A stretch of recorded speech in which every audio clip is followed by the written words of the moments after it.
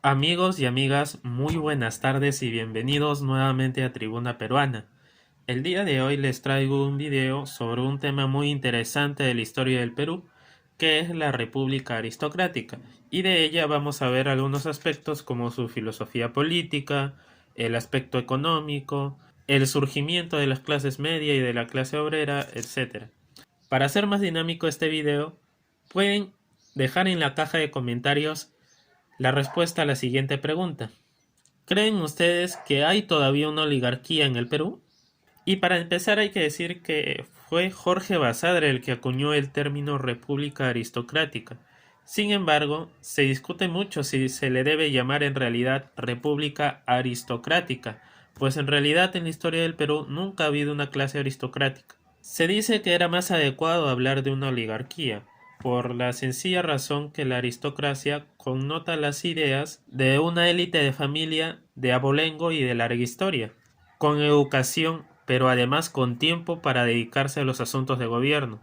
Pero hay que resaltar que la aristocracia también contiene una esencia benigna, que se interesa más en el desarrollo, en el bienestar de los demás, pero siempre manteniendo el status quo. Eso es una aristocracia. En cambio, la oligarquía es como una aristocracia echada a perder y que solo busca su enriquecimiento propio sin importarle el resto, es decir, sin importarle el desarrollo de los demás, ambicionando mantener el sistema o el modelo por largo tiempo, además que se puede formar en realidad por cualquier persona en el poder, no necesariamente por familias de abolengo de larga historia, como lo es en la aristocracia. Esta oligarquía que se formó en el Perú en ese periodo, tal vez mal llamado República Aristocrática, era de condición heterogénea. ¿Por qué? Porque estaba compuesta por señores terratenientes semifeudales en la sierra, por terratenientes agroexportadores en la costa norte del país y también por financistas y comerciantes en la capital. Se piensa que esta oligarquía, para acceder al poder, se organiza en partidos políticos que toman el control del aparato estatal. Sin embargo, el gobierno central tuvo que formar alianzas con los gamonales, quienes a cambio de su apoyo político tenían más autonomía para gobernar sus dominios. Sin embargo, esta interpretación no llega a explicar debidamente la naturaleza de este periodo. En esta etapa, la violencia privada era extremadamente usada en muchas zonas del país, y la burocracia estatal llegaba a muy pocas zonas. No existía en realidad Estado de Derecho, pues este requería el monopolio de la violencia y la burocracia para poder concretarse. La oligarquía operaba a través de la limitada violencia disponible, pero cuando ésta resultaba insuficiente, entraba a negociar con otros sectores, como lo son los gamonales, como lo dijimos antes. Se cuestiona también su carácter monolítico, es decir, el carácter monolítico de la aristocracia o de la oligarquía, tanto en lo político como en lo económico. En lo político, esto se evidencia en la relación entre el partido civil y el Partido Demócrata. El Partido Civil, fundado por Pardo, y el Partido Demócrata, fundado por Nicolás de Piérola. Ambos partidos representan a la oligarquía, los dos, y esto hace más resaltar las dudas sobre el posible carácter monolítico de la oligarquía. Pero llegados a un punto y queriendo excluir al ejército de la política peruana, ambos partidos llegan a consensos que culminan en la llegada al poder de Nicolás de Piérola en 1895. Este consenso en realidad fue breve, pues para 1903 ya había una fuerte competencia entre ambos. Las contradicciones entre los intereses económicos generaron una fuerte tensión, que no permitieron ejercer un debido control político en todas las partes. Había en realidad una fuerte dependencia de los gamonales, cuyos intereses muchas veces no comulgaban con los intereses del resto de la oligarquía. Es cierto que el desarrollo generado por la oligarquía genera consecuencias muy importantes, pero no cambiaron en realidad la naturaleza de la economía peruana o de la misma oligarquía. Había pues una oligarquía heterogénea y con divisiones internas de corte político y de corte económico, que poco a poco la fueron debilitando. Incluso tenía elementos modernizadores que la hacían aún más diversa y más fraccionada. Ahora, en cuanto a la filosofía política de la oligarquía, tenemos que decir que la oligarquía se consideraba como la mejor opción para gobernar al país. Claro que la otra opción también era el ejército. Con la finalidad de dejar atrás los gobiernos arbitrarios, los partidos políticos que representaban a la élite buscaban gobernar de acuerdo a los principios económicos del liberalismo clásico.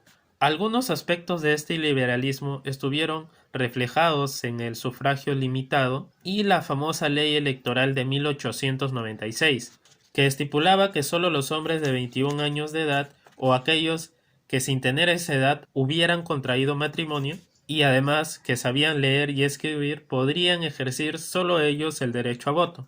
Estas leyes excluían de la participación electoral a las masas indígenas, que incluso antes sí podían votar.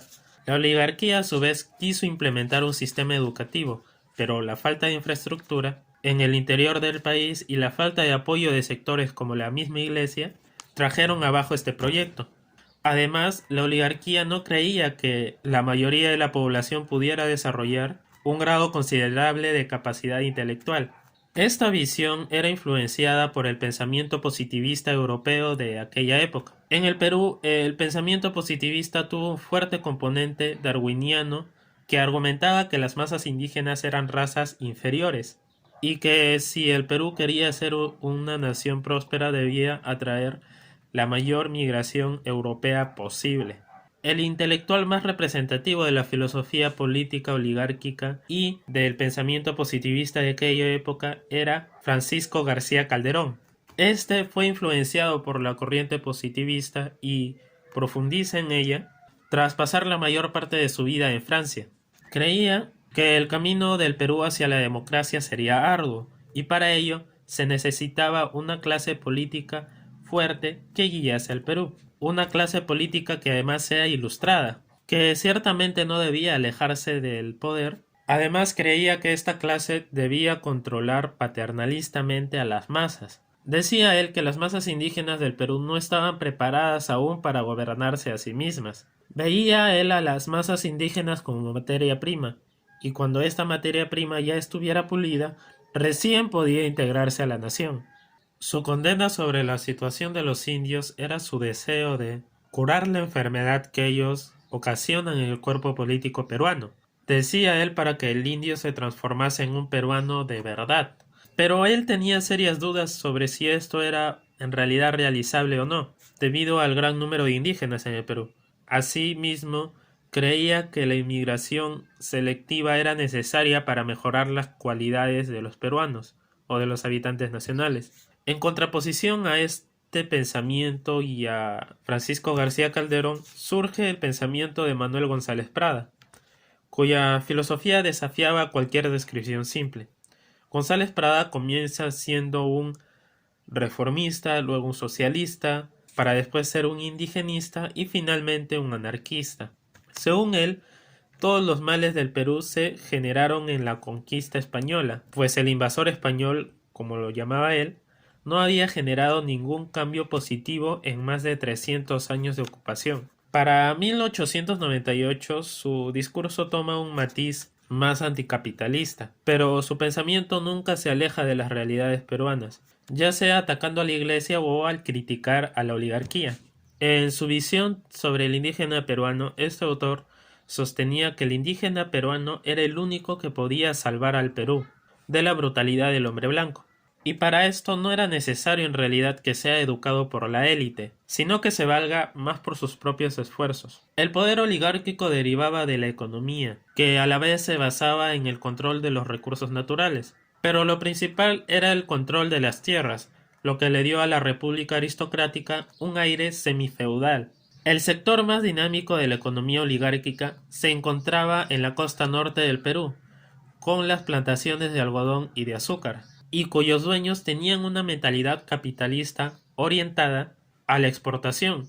Incluso habían diversificado sus intereses, reinvirtiendo sus ganancias en el sector financiero y de manufactura. Pero en el resto del país la situación era diferente, pues la naturaleza del gamonal en realidad era compleja y a la vez cambiante según la zona geográfica del Perú en donde se encuentre.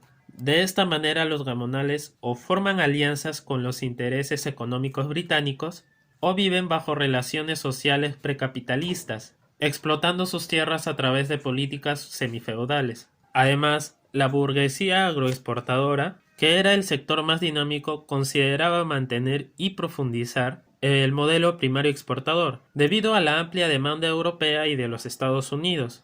Y es gracias a esa política que algunos sostienen que la oligarquía fue quien mantuvo al país en el subdesarrollo. Estos críticos argumentaban que la oligarquía debió usar los recursos monetarios disponibles para asegurar que la nación pasara por un proceso de industrialización. Sin embargo, esta oportunidad se pierde, y el Perú sigue su tradición de exportar materias primas e importar manufactura. Aunque la oligarquía no se abstuvo por completo de intervenir en el desarrollo económico del Perú, esta buscaba explotar sus aparentes ventajas en términos estminianos, es decir, ventajas que se veían reflejadas en los recursos naturales. Debido a ello, es el mercado internacional quien determina las fortalezas y debilidades del sistema económico del Perú. A su vez, el sector financiero de la economía de aquel entonces se limitaba solo a la capital, es decir, a Lima. Además que la industrialización fue algo más complejo de hacer en el Perú, pues fue esporádica, pero además era principalmente usada para acelerar el proceso de extracción de materias primas. Un ejemplo concreto de esto eran las plantaciones agroindustriales de la costa norte del país, que a pesar de industrializarse seguían siendo haciendas. A esto debemos sumarle el capital extranjero, pues a finales del siglo XIX el comercio en realidad seguía siendo importante, pero había un claro crecimiento de la inversión directa del capital extranjero en los sectores de la agricultura y en el sector minero. Esto también se vio acelerado por la apertura del Canal de Panamá. Las antiguas potencias como Francia y Gran Bretaña fueron eclipsadas rápidamente por los Estados Unidos debido a la Segunda Revolución Industrial. Y el Perú era fundamental, pues era portador de materias primas de este último. El capital estadounidense en minería fue muy importante, y su mejor ejemplo fue la creación de la Cerro de Pasco Copper Corporation. Controlaron también los pozos petroleros del Perú, específicamente de la costa norte, que originalmente habían sido controlados por los capitales británicos. Incluso varias compañías nacionales, propiedad de la burguesía agroexportadora, se encontraban dominadas por los norteamericanos y por los europeos. Ejemplo de estas compañías eran la Grace and Company y la compañía Gildemeister. Pero debido a que la mayor parte de la economía peruana está en manos del capital extranjero, muchas de las ganancias no eran reinvertidas en el país, sino que eran repatriadas al país de origen de los dueños, significando esto también una considerable pérdida de soberanía. Fruto de esta relativa industrialización, del auge de la economía y del peso del capital extranjero, fue que se empiezan a formar las denominadas clases sociales, como la clase media, que aparece tras el auge del guano. Y hay que decir que debido al crecimiento económico a mediados del siglo XIX, en Lima y en otras ciudades del país, es que se requieren más abogados, más contadores y otras ocupaciones que en esa época les llamaban profesiones liberales. Estas tendencias en realidad se aceleran en la República Aristocrática. Por aquellos años, también se reclamaba una reforma universitaria, en donde se pedía dar mayor autonomía, una democratización y modernización de las universidades, a la par que aparecen los primeros movimientos estudiantiles, uno de los cuales liderados por un joven de ese entonces, Víctor Raúl Haya de la Torre. Y en cuanto a la clase obrera y a los campesinos, podemos decir que la diversificación de la economía peruana y su industrialización lograron crear una clase social dinámica, pero a la vez radicalizada, que acepta con entusiasmo ideologías de izquierda para mejorar sus condiciones laborales y sociales. El llamado proletariado peruano y el movimiento obrero fueron en ese entonces una verdadera novedad en la historia del Perú. El proletariado peruano, hablando en términos marxistas, se manifiesta en el Perú a finales del siglo XIX, cuando empiezan a aparecer las primeras fábricas, desarrollando así una conciencia de clases e ideologías radicales. pero sin embargo fue la ideología anarquista la primera que repercutió en los obreros. Esta fue una ideología que también encontraría su expresión nacional en los escritos de Manuel González Prada. Esta tendencia anarcosindicalista hizo que el movimiento obrero peruano fuera sumamente complejo. No solo pedían mejoras sociales y económicas, sino también cambios absolutos. Además era difícil organizarlos coherentemente, pero a la vez lograron movilizarse en proporciones lo suficientemente grandes para poder influenciar al gobierno. Esto se logra a través de las huelgas cortas y violentas, las cuales eran efectivas debido a la debilidad del Estado peruano. Ejemplos de esto fueron la huelga de 1912, en donde gracias a la presión del sector obrero fue que Billinghurst llega y gana la presidencia, o la huelga de 1913, cuando los trabajadores del puerto del Callao consiguen el reconocimiento del derecho a la jornada laboral de 8 horas. Sin embargo, la presencia del movimiento obrero fuera de Lima fue bastante limitada y a la vez menos sentida, pues los trabajadores de las minas y las plantaciones encontraron mayores dificultades para sindicalizarse, pues estaban alejados de los centros laborales más dinámicos y además estaban a merced del patrón. Esto ha sido el video del día de hoy. Les recordamos que habrá una segunda parte de este video en donde podrán encontrar mayor información sobre lo que fue este periodo de la República Aristocrática. Un periodo que va desde mediados del siglo XIX hasta principios del siglo XX. Les recordamos que si este video fue de utilidad para ustedes, puedan suscribirse a este canal, activar la campanita para que YouTube les notifique cuando subimos nuevos videos, además de compartir este video. Les recordamos también que para hacer más dinámico este video, pueden dejar en la caja de comentarios la respuesta a la siguiente pregunta. ¿Creen ustedes que hay todavía una oligarquía en el Perú?